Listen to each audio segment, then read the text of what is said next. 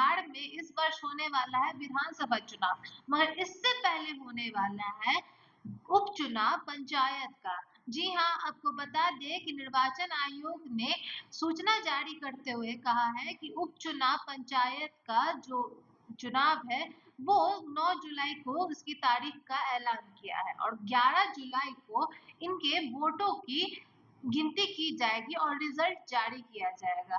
इसको लेकर निर्वाचन आयोग ने जारी की है सूचना और ऐलान कर दिया है कि उपचुनाव की जो तारीख है चुनाव की मतदान की वो 9 जुलाई रखी गई है। आपको बता दें कि उपचुनाव के आधिकारिक अधिसूचना को 13 जून की तारीख रखा गया है एवं नामांकन पत्र दाखिला की जो तारीख रखी गई है वो 14 जून की रखी गई है। उपचुनाव जो इस बार लड़ा जा रहा है वो 2664 सीटों पर लड़ा जाएगा और इसको लेकर निर्वाचन आयोग ने आचार संहिता भी लागू कर दी है। सोमवार को राज्य निर्वाचन आयोग ने उपचुनाव को लेकर घोषणाएं और कार्यक्रम की जो घोषणाएं है उसको जारी करने का परमिट कर दिया है। साथ ही साथ आचार संहिता भी लागू की है। 2664 सीटों पर वोटिंग की जाएगी और मतदान किया जाएगा, जिसकी तारीख 9 जुलाई रखी गई है और 11 जुलाई को इसके वोटिंग के रिजल्ट्स जारी किए जाएंगे और जून में इसकी प्रक्रिया स्टार्ट हो चुकी है यानी शुरू हो चुकी है।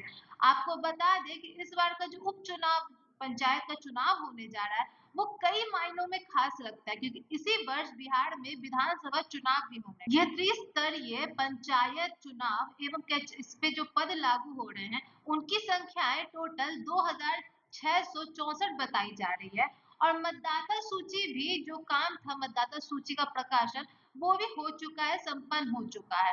आपको बता दें कि ये जो सीटों पे जो वोटिंग होगी उनमें संख्याएं बताई जा रही है। ग्राम पंचायत सदस्य पदों की 840 सीटें बताई जा रही है, 840 पद बताए जा रहे हैं। वहीं मुखिया के 63 पद बताए जा रहे हैं और पंचायत समिति सदस्य के 72 पदों में वोटिंग की जाएगी। वहीं जिला परिषद सदस्य की 8 पदों पर वोटिंग की जाएगी। वहीं ग्राम कचहरी पंच के 1529 पद हैं और वहीं सरपंच के 38 पद घोषित किए गए हैं। आपको बता दें कि आयोग की रिपोर्ट के अनुसार इस बार मतदाताओं की जो संख्याएं है वो 33,58,786 है और पुरुष की जो इनमें मतदाताओं में जो संख्याएं है वो 17,58,852 है और महिलाएं की जो संख्या है वो 15,99,785 है।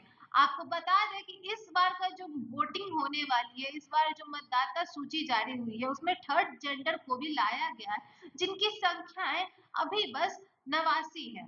आपको बता दें कि उपचुनाव का जो माहौल है उस पर आचार संहिता लागू हो गई है। उसके कार्यक्रमों की घोषणा भी आयोग निर्वाचन ने भी घोषणा कर दी है और इस बार के जो ये कार्यक्रम है वो जून से जुलाई तक में इसके कार्यक्रम और जितनी प्रक्रिया है वो चलेंगी और पंचायती उपचुनाव के जितने पद हैं उसके पदभारों को संभालेंगे वोटिंग के दौरान जिसकी बहुमत ज्यादा होगी। तो ये देखना दिलचस्प होगा कि जो जनता है वो इस बार बिहार में जो उपचुनाव होने जा रहा है उसमें किसे बहुमत से जिताती है।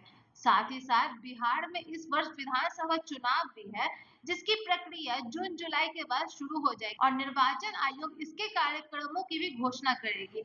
ऐसा बताया भी जा रहा है कि उपचुनाव को लेकर यानी बिहार में जो उपचुनाव होने जा रहा है पंचायत का उसको लेकर अभी तक विधानसभा की जो तारीख है वो जारी नहीं की गई है। बाकी इसको लेकर जो सियासी दाव पेच है वो अभी भी बिहार में बहुत तेजी से बढ़ता ही जा रहा है। बिहार में इस वर्ष ये दोनों चुनाव जो है वो अपना पैर पसारते हुए दिख रहे हैं और बिहार का जो चुनावी सियासत है वो उछाल मार रहा है। मतलब इस बार बिहार की जो ये दोनों चुनाव है कई मायनों में बिहार के लिए भविष्य के लिए यानी बिहार के भविष्य के लिए बिहार की जनता के लिए काफी मायने रखती है। तो इस बार उपचुनाव में किसके सीटों पर किस बहुमत बनती है, साथ ही साथ बिहार के विधानसभा चुनाव में जनता किसे बहुमत देती है अपना मतलब कौन सी पार्टी बहुमत से इस बार अपनी सरकार बनाती है, सत्ता पर आती है, ये देखना काफ़ी दिलचस्प होगा।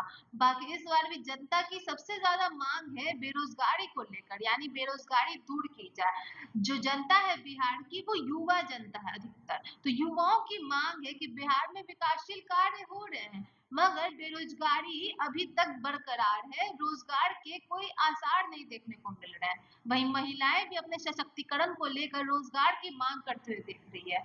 तो वही देखा जा सकता है कि जितनी भी पार्टी है वो अपने कार्यों में और अपने कार्यशील और अपने वादों पर खरी उतर रही है, अपने कार्यों में लगी हुई है। चुनावी माहौल बहुत ही ऊपर-नीचे जा रहा है, यानी एक दूसरे को तंज तो कस रहे हैं मगर अपने कार्यों पर भी खूब कार्य कर रहे हैं और काम पे लगे हुए हैं। मगर ये देखना दिलचस्प होगा कि जनता की जो माँग है और रोज़गार को लेकर जो माँग है, अब बिहार में बेरोज़गारी दूर भगाना, गरीबी हटाना और महिला सशक्तिकरण जैसे जो माँगे हैं, उनको कौन-सी जो पार्टी है वो पूरा करने में सक्षम होती है। उसे जनता का भरपूर सपोर्ट मिलेगा तो ये देखना दिलचस्प होगा कि भविष्य में किसकी सत्ता बनती है और बिहार की जनता किसे चुनती है।